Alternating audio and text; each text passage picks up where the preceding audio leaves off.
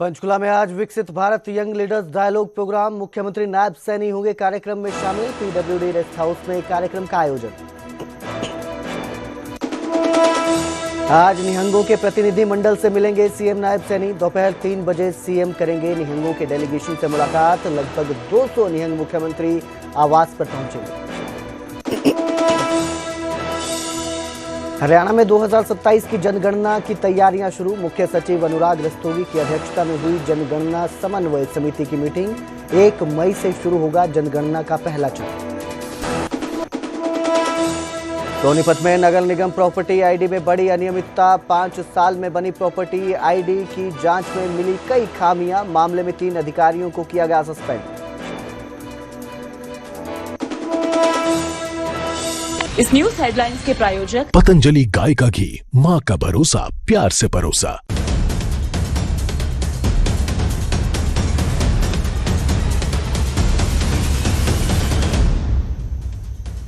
नमस्कार, स्वागत है न्यूज 18 पंजाब हरियाणा में। मैं आपके साथ कुलदीप भारद्वाज।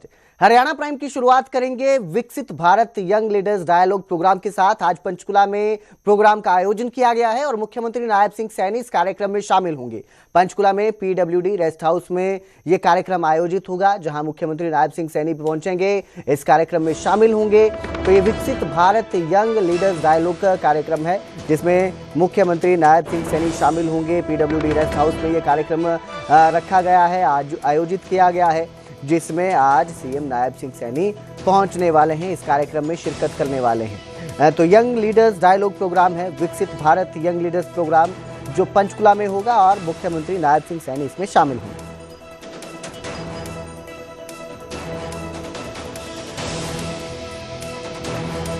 तो young leaders, Bharat young leaders dialogue programme है, पंचकुला में इसका आयोजन किया गया है। पीडब्ल्यूडी रेस्ट हाउस में इस कार्यक्रम का आयोजन होगा और इसमें मुख्यमंत्री नायब सिंह सैनी शामिल होंगे। मुख्यमंत्री नायब सिंह सैनी कार्यक्रम में शिरकत करेंगे, पहुंचेंगे। पीडब्ल्यूडी रेस्ट हाउस में यह कार्यक्रम हो रहा है।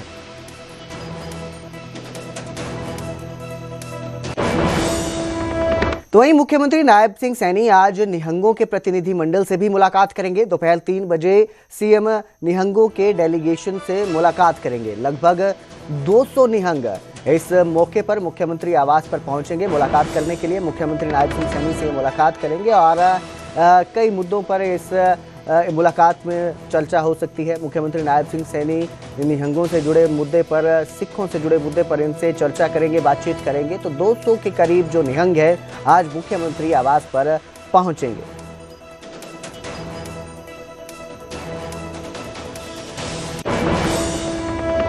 हरियाणा में दयालु योजना के लाभार्थियों को सहायता राशि जारी की गई है। मुख्यमंत्री नायब सिंह सैनी ने 217.36 करोड़ यानी कि 217 करोड़ 36 लाख रुपए की राशि जो है ये जारी की है।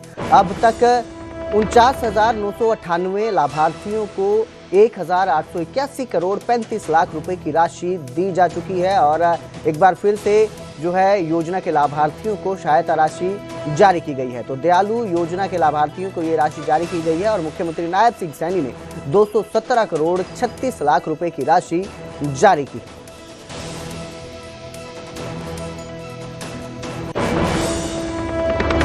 हरियाणा में 2027 की जनगणना की तैयारियां शुरू हो गई हैं और जनगणना को लेकर जनगणना समन्वय समिति की बैठक हुई। मुख्य सचिव अनुराग रस्तोगी की अध्यक्षता में यह मीटिंग हुई और इस बार पूरी तरह से जनगणना डिजिटल होगी।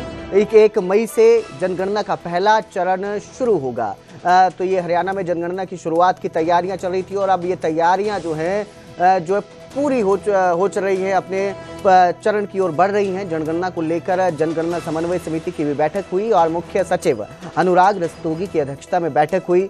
जानकारी मिली है कि इस बार पूरी तरह से जनगणना डिजिटल रूप से होगी और 1 मई से जनगणना का पहला चरण शुरू होगा।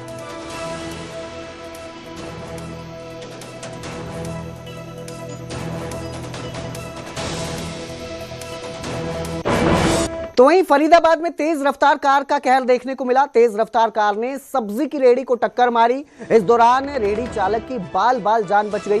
फरीदाबाद के सेक्टर 23 संजय कॉलोनी का यह मामला है, जहां तेज रफ्तार कार इतनी तेज थी, इतनी तेजी से कार आती है कि सड़क पर चल रहे रेहड़ी चालक को टक्कर मार देती है, रेहड़ी को टक्कर मारती है और टक्कर इतनी जोरदार थी कि रेहड़ी की सब्जियां हवा में उछलती हैं और फिर जमीन पर गिरती है। गनीमत यह रही कि इस दौरान जो रेहड़ी चालक था उसने कार की रफ्तार को देखते हुए भागकर अपनी जान बचा ली, नहीं तो यह बड़ा हादसा हो सकता था, जानी नुकसान हो सकता था।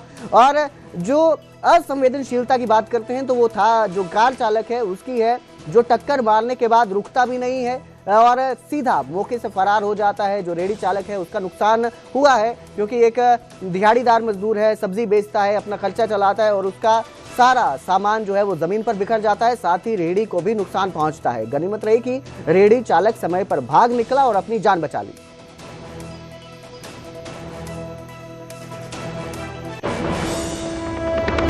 और अब बात करेंगे गुरुग्राम की, जहां पुलिस कर्मियों ने एमएलए के काफिले को टक्कर मार दी। एमएलए मुकेश शर्मा के काफिले की पायलट गाड़ी को टक्कर मारी है, वो भी पुलिस कर्मियों की गाड़ी ने।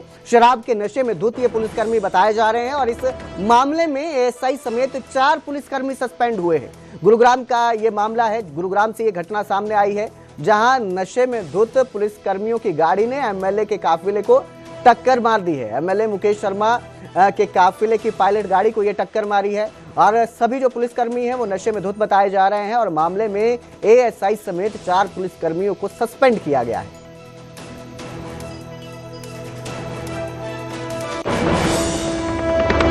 सोनीपत में नगर निगम प्रॉपर्टी आईडी में बड़ी अनियमितता सामने आई और 5 साल में बनी प्रॉपर्टी आईडी की जांच में कई खामियां मिली हैं। मामले में 3 अधिकारियों को सस्पेंड किया गया है। 10 कर्मचारियों के खिलाफ चार्जशीट तैयार करने के निर्देश दिए गए हैं। तो यह मामला सोनीपत में सामने आया जहां नगर निगम की प्रॉपर्टी की आईडी में बड़ी अनियमितता देखने को मिली और 5 साल में बनी प्रॉपर्टी की आईडी जांच करने में कई खामियां निकली है।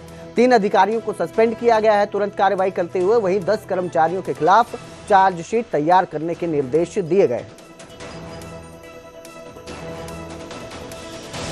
3 अधिकारी जो कि 2 तो हमारे पास सर्विंग में थे, श्री अभिषेक एमी एन हमारे राजेंद्र जेट्टियो, और एक जो पुराने कर्मचारी थे जो अभी करनाल में पोस्टेड है, एमई लेवल के ही हैं, उनको विभाग के द्वारा सस्पेंड किया गया है। कुछ अनियमितता पाई गई थी। एक ऑनगोइंग इंक्वायरी थी प्रॉपर्टी आईडीज़ में, जिसमें गलत तरीके से प्रॉपर्टी आईडीज़ में कुछ किया गया था, कुछ चेंजेस करे गए थे। वो उसकी काफ़ी समय से उसकी इंक्वायरी चल रही थी और विभाग ने इस पर एक्शन लेते हुए तीनों को तत्काल प्रभाव से सस्पेंड किया। नूह में पाकिस्तानी जासूस और टेरर फंडिंग मामले में बड़ा खुलासा सामने आया है।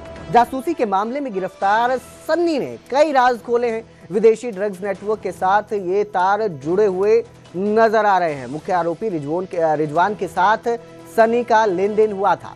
रिजवान ने सनी को 50,000 रुपए दिए थे। पुलिस अब तक 8 आरोपियों को गिरफ्तार कर चुकी है जासूसी के मामले में और अब ये खुलासा हुआ है।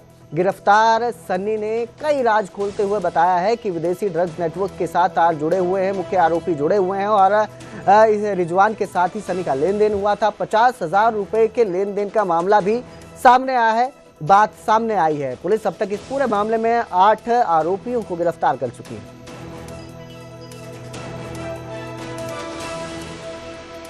17 यूपीए और 113 बीएनएस दर्ज है, जिसमें मुख्य आरोपी रिजवान समेत 7 आरोपियों को पहले गिरफ्तार किया जा चुका है और इसी कड़ी में आगे काम करते हुए हमने जो अगला हमारा 8वां आरोपी संदीप को गिरफ्तार किया दिनांक 29 दिसंबर को।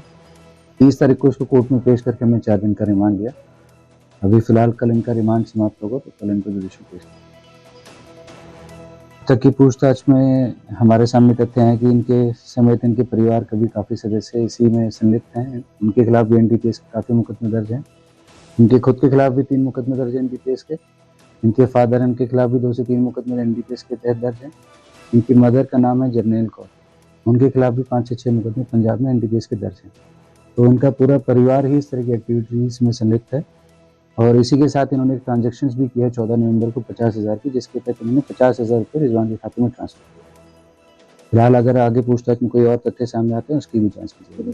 पाकिस्तान से मतलब देश नागरिकों के संपर्क में थे, उनके कहने से ही ये पैसे ट्रांसफर करते थे, उनके कहने से ही ये वहाँ पे एनडीपीएस का काम करते थे और आगे और भी जो पूछताछ में आएगा उसके तहत कार्रवाई। और अब खबर फरीदाबाद से है। चौटाला ने चंडीगढ़ में प्रेस कॉन्फ्रेंस कर सरकार पर जमकर निशाना साधा। उन्होंने भ्रष्टाचार और घोटालों को लेकर सरकार पर खूब आरोप लगाए और लाडो लक्ष्मी योजना में भी घोटाला होने की बात कह डाली। पिछले 1 वर्ष में जो भाजपा की सरकार रही है, जिस सरकार को कांग्रेस की मेहरबानी से बनी, उस सरकार ने 1 साल की अपनी बहुत सी उपलब्धियां गिनाई। जो कमियां और खामियां थी उनका जिक्र नहीं किया, केवल जो कागजों में इन्होंने खाना पूर्ति करी उसके बारे में आपके बीच में चर्चा करी।